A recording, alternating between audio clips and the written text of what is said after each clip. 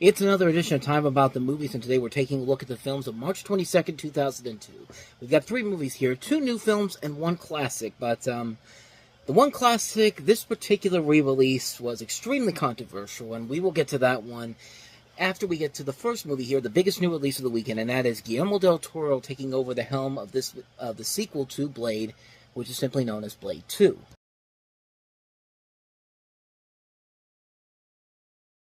Blade 2. Let's talk about Blade 2, because this is the sequel to the original Blade from 1998. Wesley Snipes is in this. This is directed by Guillermo del Toro and written by David S. Goyer. And in this sequel, you have Blade, once again played by Snipes, in his continuing effort to protect humans from vampires, finding himself in a fierce battle against a group of mutant vampires who seek to commit global genocide of both vampire and human races. Blade and his human allies are coerced into joining forces with a special elite group of vampires.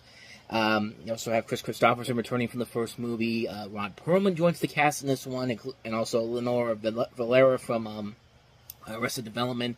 Norman Reedus, who would later go on to The Walking Dead. Luke Goss is in this as well.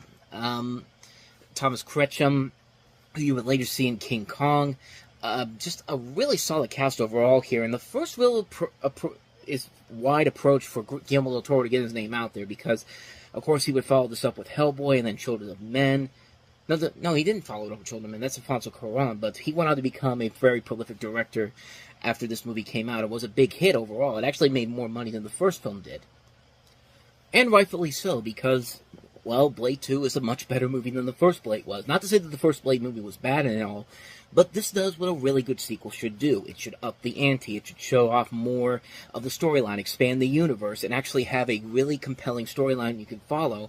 And I think this movie does a very good job of handling that. The movie is very, very well made. Wesley Snipes really shows that he was pretty much made to star in this role, and he really is the main thing that's keeping the movie afloat. And it's a shame that Blade Trinity ended it kind of on a sour note, but we'll eventually get to that one down the road. But Blade 2 was really a great film that really took more chances. It upped the ante from the first film. The visuals, I think, look a lot better. The action sequences overall are very good. There's a lot of great atmospheric aspects to it that Guillermo del Toro brings to the table. I mean, this is the guy that had just done The Devil's Backbone in the fall, and it's just a really damn good movie. I mean, it's a really fun film. You get so invested in what's going on with everyone in this, and you get invested in the spectacle, the visual aspects of the film. I mean, it's a really solid film that is definitely a step above the original film in particular. It has a lot of things about it that make it stand out more than the first film does. It's definitely the best of the Blade movies, and it's not even close by comparison. I mean, the first Blade movie is great. The second one, I think, is the topper, and then Blade Trinity kind of ends on a sour note. But again, we'll delve into that one in a couple of years when we get to Blade Trinity. But Blade 2 is a really good film. I highly recommend it. And even if you weren't as keen on the first film as most people were, you can definitely find a lot to appreciate with Blade 2. And you also get to see a sneak preview of what Guillermo del Toro would eventually bring to the table with many of his other films he would make after this film.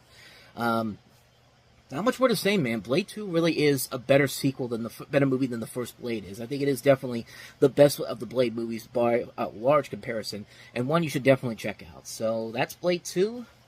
Now let's go ahead and get into controversy time. Let's take a look at Steven Spielberg's E.T. the Extra-Terrestrial, back in theaters for its 20th anniversary, with its infamous controversial additions that they add to the film.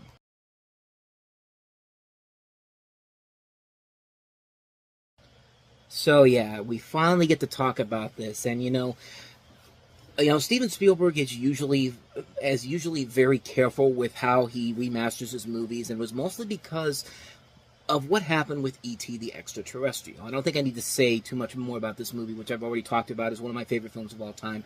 It's still my favorite film of Steven Spielberg's. It's still very much in the top 15 of my favorite films of all time. But back then, in 2002, when they announced that this was going to come out for the film's 25th anniversary, it was announced that the movie was heading back into theaters with not only a new digitally remastered audio track, but enhanced visual effects and never-before-seen footage. And they were advertising this like crazy. I remember this being advertised back in 2002. There was like a great Toys R Us commercial with Jeffrey the Giraffe and E.T. There was a lot of specials on TV promoting this. NBC had a special where they reunited the entire cast and they talked about their memories of making the film. And, it got everybody so excited to see this on the big screen again. And I was disappointed that I never got to see it in theaters, because I would have loved to have seen it. And this was before I even knew about the controversial things they did to it. So much so that I didn't hear too much about it until South Park went ahead and did a ton of parodies of it, of the E.T. re-release in one of their episodes when they had it in the summertime, basically making fun of the fact that they had, the guns were replaced by walkie-talkies, and, they parody the E.T. trailer, and then they followed up with, coming this summer, it's the movie that changed America, Saving Private Ryan, the re-release, with all the guns replaced by walkie-talkies, and all the guns were replaced with walkie-talkies during the opening scene where they're going at each other, and it's just people dying from walkie-talkies shooting them, and just like, it runs throughout the course of the episode, and, South Park has taken a lot of jabs at Steven Spielberg and George Lucas, especially with Kingdom of the Crystal Skull, which that's one of the few times I really do not agree with South Park on Kingdom of the Crystal Skull. It's not that bad of a movie, but this episode in particular was incredibly funny. I loved it, and it didn't have, the E.T. re-release didn't have much of an impact on me because I had yet to see the new effects, so finally, the movie came out on DVD during the holiday season. I got it for Christmas. I finally sat down and watched the new version. And again, I didn't feel anything differently except that I felt the new cut didn't need the extra footage. The effects do bother me a little bit. Didn't bother me too. I should say that I scratched that. The effects didn't really bother me too much. Neither did the audio. So for the longest time, I just kind of let it slide and just let it be, kind of the thing that kind of just something that was just like, it's not a big deal for me.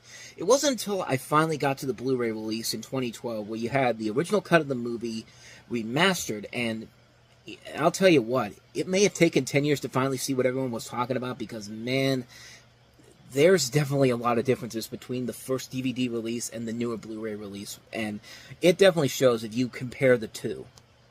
I mean, it basically goes without saying, watching the 2002 cut at age 23 was much different than me watching it at age 13, so I could see the notable differences, but man, Spielberg messed up pretty badly here. I mean, the visual effects, the changing of them, it's not a bad idea. E.T. doesn't look that bad in CG, but at the same time, there's definitely a major difference between CG and practical. I mean, you can look at so many examples here, like the E.T. getting drunk, which was one of the great scenes in the movie where E.T. gets drunk and uses the speak and spell, and for some reason he and Elliot are connected, so Elliot's in class and he looks like he's drunk. When you look at the original cut and then you look at the CG version, practical effects just work better in that scenario because of the cleaner, than having the cleaner CG effects, like I said, because E.T. looks fine in CG, but the practical effects just work better in those cases because in those scenes you could tell that he's right there in the original version, unlike in the 2002 version. Now, there's definitely a lot of other things in the re-release that I can easily bring up, but you can, in particular, there's a couple of shots in the 2002 cut where they are pretty interesting. The one that sticks out to me the most is that where there's a scene where E.T. is running to the spaceship and is flying away, and I thought that was actually a really good use of the updated CG. It's actually one of the few things from this particular version that I liked. It felt that held up better in the original version. Not the original version was bad in particular, but it just looks like, it looks weirder than him running away. I like the idea of E.T. running, trying to reach the ship, even though it's going up in the air, and I think that's more effective with him than just him standing in the trees looking at it as it flies away. Like, he looks like he's not even there in that particular scene in particular, but I like what they did with the re-release. I thought that was one of the cooler things I actually liked about that one. But then you gotta talk about the big thing that everyone was talking about, the guns being replaced by walkie-talkies, and let's be honest, there's no way to defend this decision. Of all the decisions that Spielberg has made in his entire career, this has to be the dumbest decision he's ever done. And I get it, 9/11 had just happened a couple months ago, and you wanted to be a little more politically correct, but at the same time, there's nothing threatening about walkie-talkies there than there are with guns literally about to kill this thing. I mean, where's the tension from the walkie-talkie? I mean, you better stop or I'll call in somebody. Like, if you watch the original film, the reason why that scene does not work with the walkie-talkies is because you could see Ellie and the Kier's fear in their eyes when they see these guns. Like, they're fearful for their lives, and they're likely going to die until E.T. is able to get him and the rest of the kids up in the air before they can get to him. That's a more powerful scene than watching the kids getting scared of fucking walkie-talkies. I mean, it's the worst thing that you could have done, and everybody knew it was a mistake. And, yeah, Spielberg was certainly, he thought certain shots were not really that great, so he had Industrial Light and Magic come in to modify the shots, you know, because he did it with Star Wars, with the original, George Lucas did it with the Star Wars movies, and nobody really seemed to be bothered by it. They actually added scenes in particular where Like, there was a scene where E.T. takes a bath, and Gertie tells Mary that Elliot went to the forest on Halloween. Mary's dialogue during the off-screen argument with Michael about his Halloween costume were altered to replace the word terrorist and hippie. That was another thing that South Park made fun of. It's funny because Spielberg didn't even add the scene that features Harrison Ford in it as a cameo, feeling that they reshaped the film too drastically. Which is funny because Harrison Ford's appearance is too much for him, but adding walkie-talkies instead of guns and replacing the words terrorist and hippie was too much for them. And, yeah, like, it just really, you could just tell that Spielberg knew he messed up, and unlike George Lucas, where he basically is refusing to release the original cuts of Star Wars, Spielberg publicly disavowed the 20th anniversary cut, and that's why on the Blu-ray that came out, the first one in 2012, we eventually got the regular version of the film, and I'm glad that he came around to it. It's like, you got to give Steven Spielberg a lot more credit for that than somebody like George Lucas, who just refuses to release the 20, he refuses to release the original Star Wars cuts. I mean, everyone would love to see them. Everyone really would like to watch those movies again the way they were meant to be seen, but instead of having to go find them on bootlegs. I mean, I have a bootleg Blu-ray of the specialized editions that I got at a Comic-Con a couple years ago. And it's because nobody really wants it. It's because George Lucas doesn't want to do it, because he and David Zaslav are apparently very, very pitty. There's no other way to say it, but I am glad that Steven Spielberg did eventually come around to it. And yeah, the E.T. 20th anniversary cut is really bad. There are a few things about it that I do kind of like, including a couple newer shots that actually look better in the original film.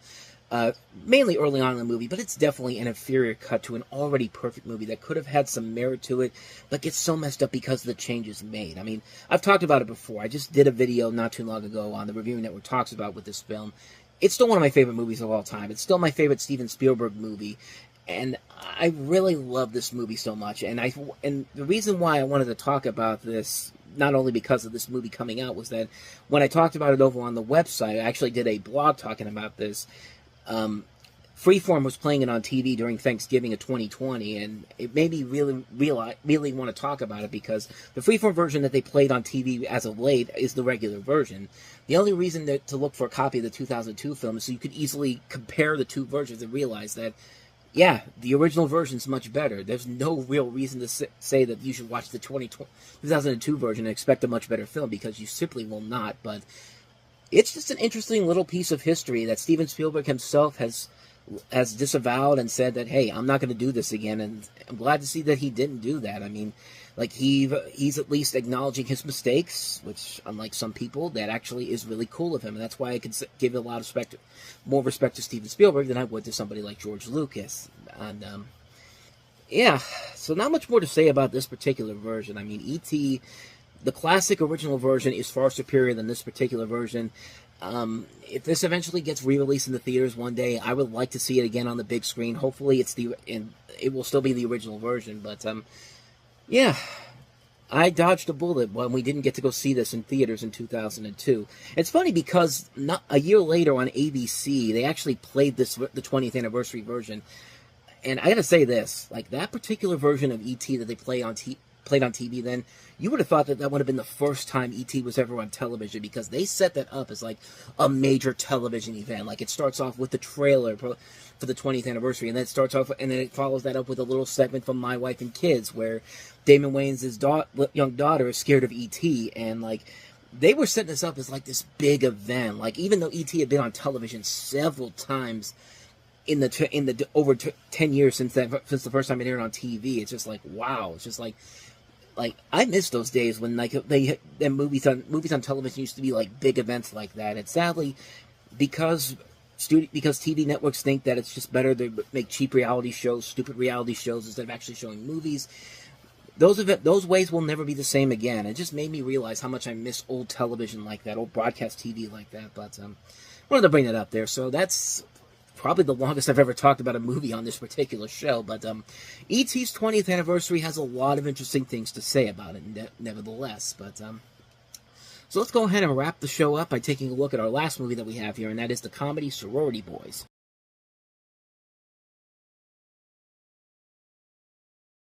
Okay, I think we just need to stop right there. I think you get the gist of what this movie is. A group of college boys who are dressed up as girls in order to prove their innocence for a crime they didn't commit from a fraternity.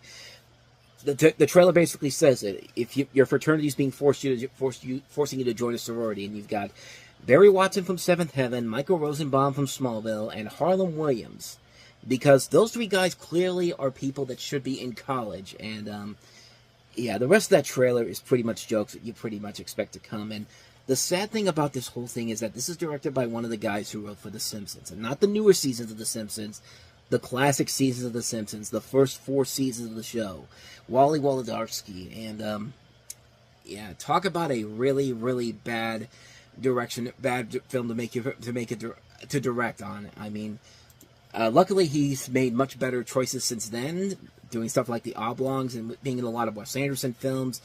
He wrote the critically underrated films The Rocker, Monsters vs. Aliens. I mean, he's done a lot of better stuff than this film, and it's just a terrible movie. It's trying to be the Tootsie or Mrs. Doubtfire for the college circuit, and you know which direction it's going to go. You know exactly where they're going to take you. You know it's going to be that kind of a film that's trying to be the new Animal House. It even has 2 people from Animal House in it, Stephen Furst and John Vernon, and it's just like, why are you guys here, man? Like, what are you guys doing in this movie? What is anybody doing in this movie? And like I said, Barry Watson, Michael Rosenbaum, Harlan Williams. Harlan Williams was 40 years old when this movie came out. Michael Rosenbaum was 30. And Barry Watson was like was closing in on 28 years old when this came out. And these guys are supposed to be in college. Like, that really should tell you everything that's wrong with the movie there. But the jokes aren't funny.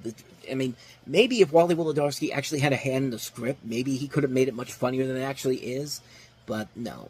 Everything about this movie is just bad. Like, you know how it's going to work out. The girls are going to find out what the boys are actually doing. There's going to be this third act breakup. Everything's going to go to pieces, and you're going to be bored by hell of it because you know exactly what the hell they're doing in this particular situation here.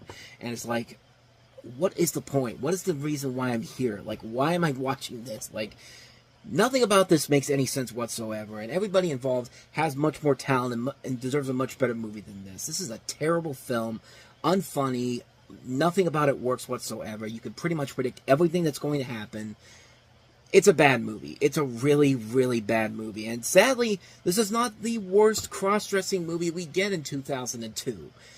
Wait until we get to Joanna Man, because that'll make this movie look like Tootsie by comparison. This will make this movie look like the equivalent to something like either Tootsie, Mrs. Doubtfire, or Some Like It Hot. I mean, Joanna Man is that bad of a movie, but we're not quite there yet. We still have a couple months to go before that. But, yeah, avoid sorority boys like the plague, please. And so on that note, we wrap up another edition of Time About the Movies. We'll march off on the next episode with Jodie Foster and David Fincher's Panic Room, also with Kristen Stewart in one of her early film roles. Dennis Quaid stars in the latest Disney sports film, The Rookie. Nickelodeon has a new film with Jonathan Frakes, the director of Star Trek First Contact, on it, Clock Stoppers. And Robin Williams and Edward Norton star in a new film directed by Danny DeVito, Death to Smoochie. So we'll take a look at those 4 movies on the next episode, but until then, thank you so much for watching, and if you want to see more videos like this, please hit the plays on the next page, check out the previous episode, and also don't forget to hit the like and subscribe button if you want to see more videos like this on this channel. So, with that said, I am off. I will see you guys next time, and until then, as always, take care.